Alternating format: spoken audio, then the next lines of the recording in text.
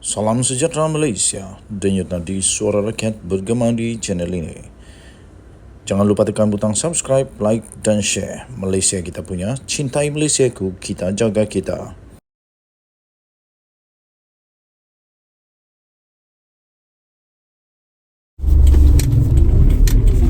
Salam sejahtera Malaysia, denyut nadi suara rakyat bergema di channel ini. Wow, terbaru daripada SPRM di Terengganu. SPRM Terengganu mengesahkan menahan pegawai kerajaan negeri dan isteri. Waduh, ini satu kejutan yang baru daripada SPRM untuk kerajaan negeri Terengganu yang baru saja menang PRN yang lalu. Di Terengganu, iaitu pegawai kerajaan dan isteri. Wah, ini suami isteri ni.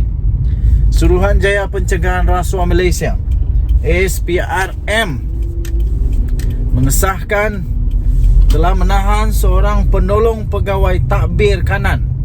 Bos-bos ni kalau penolong pegawai takbir kanan, sebuah jabatan di kerajaan negeri Terengganu, dan isterinya kerana disyaki telah menyalahgunakan jawatan sejak tahun 2021 sehingga tahun 2022. Puaslah dia.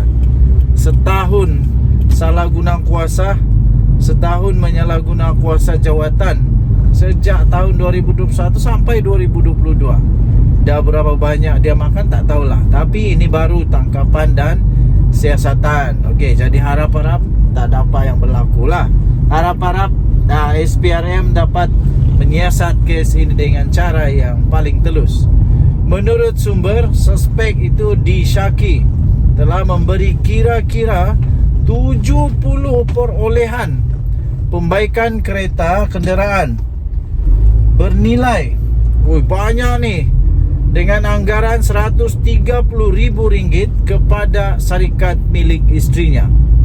Wah, suspek juga disyaki mengesyorkan kerja-kerja pembaikan kenderaan jabatan berkenaan kepada bengkel yang dimiliki oleh sebuah koperasi yang mana suspek merupakan ahli lembaga pengarah ataupun ahli lembaga koperasi dan merangkap setiausaha jawatan kuasa perdagangan koperasi tersebut. Ini SPRM memang sekarang ini patut dibanggakan.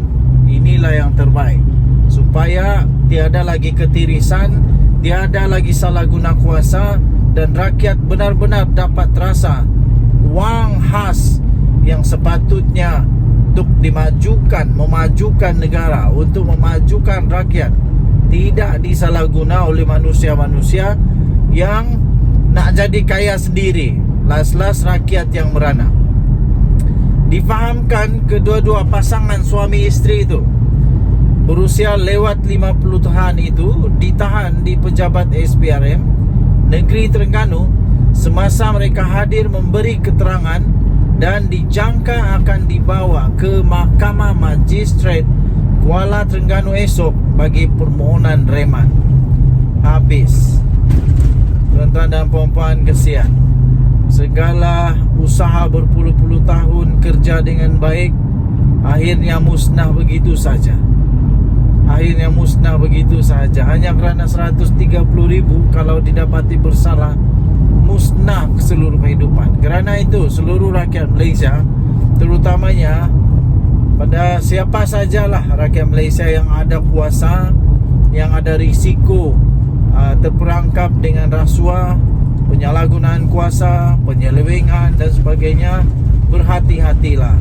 Dekatkan diri dengan Tuhan supaya takut untuk buat dosa. Kalau sudah kena tangkap baru nak menyesal, semuanya sudah terlambat.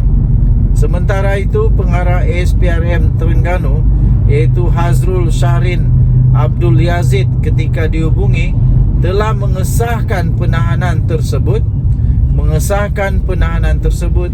dan kes itu disiasat di bawah Seksyen 23 -1 Akta SPRM tahun 2009. Denyut nadi suara rakyat bergema di channel ini. Tahniah sekali lagi diucapkan kepada SPRM.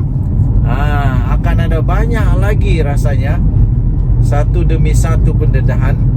Jangan sampai pula ada nama-nama politik, nama-nama orang politik yang besar-besar pula kena lagi. Harap-harap semuanya akan berakhir dengan segera, supaya negara Malaysia, kemajuan negara Malaysia dapat betul-betul dirasai. Kita jumpa lagi. Selamat petang Malaysia. Bye-bye.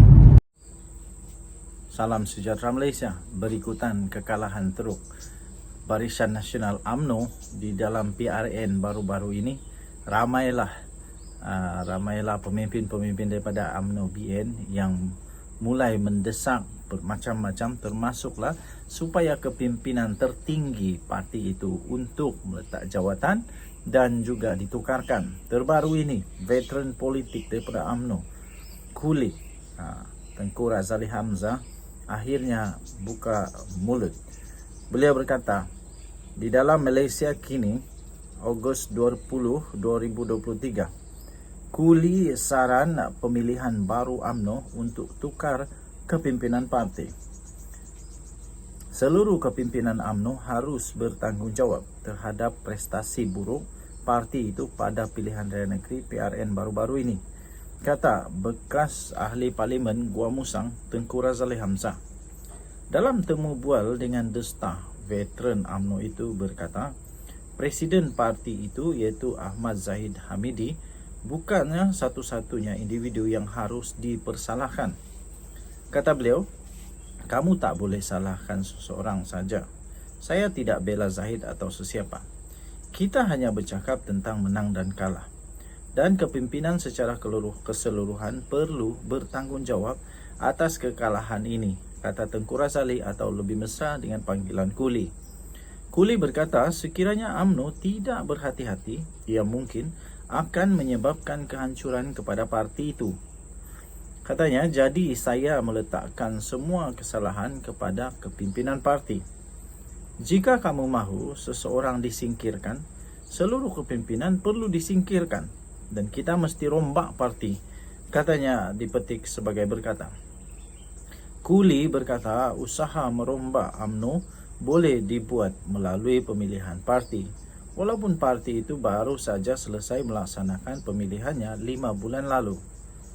Sebelum ini, UMNO bersetuju 2 jawatan tertinggi parti itu tidak dipertandingkan, yang membolehkan Zahid dan timbalannya iaitu Muhammad Hassan mempertahankan jawatan mereka tanpa bertanding. Katanya, kita mesti adakan pemilihan parti baru. Ini barulah yang sebenarnya.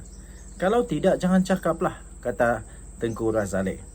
Bekas ahli parlimen selama 8 penggal itu berkata, dia tidak nampak calon lain yang sesuai untuk menggantikan Zahid dan sebarang cadangan sedemikian perlu dibuat oleh lebih ramai ahli UMNO. Bagaimanapun, Kuli berkata beberapa perkara perlu dipertimbangkan, termasuk pemimpin berkenaan mesti tahu apa itu Melayu dan memahami perlembagaan persekutuan. Kuli berkata dia percaya sokongan orang Melayu merupakan kunci utama bagi kerajaan yang stabil. Kamu boleh mendapat undi yang bercampur-campur yang diperolehi PAS atau PN hari ini, tetapi itu tidak mencukupi untuk memartabatkan negara bersama-sama, katanya.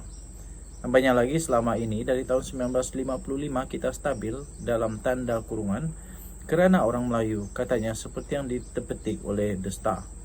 Ramai orang risau mengenai Anwar. Bolehkah Anwar dapat sokongan semua pengundi Melayu ini? Jika orang Melayu tidak bersama kamu, kamu tidak memiliki kerajaan yang stabil, katanya. Tambahnya lagi, dia boleh mendapat majoriti 2/3 atau apa saja di parlimen. Tetapi adakah dia mendapat sokongan besar orang Melayu di belakangnya? Katanya sambil menegaskan, sokongan daripada bukan Melayu juga penting untuk mendapatkan kestabilan. BN dan PH meletakkan seramai 108 calon pilihan raya di 6 negeri baru-baru ini, namun hanya 19 daripada mereka menang di kerusi yang dipertandingkan. UMNO disapu bersih di Kedah dan Terengganu, manakala hanya 1 calon daripada parti itu menang di Kelantan. Denyut nadi suara rakyat bergema di channel ini. Bye-bye.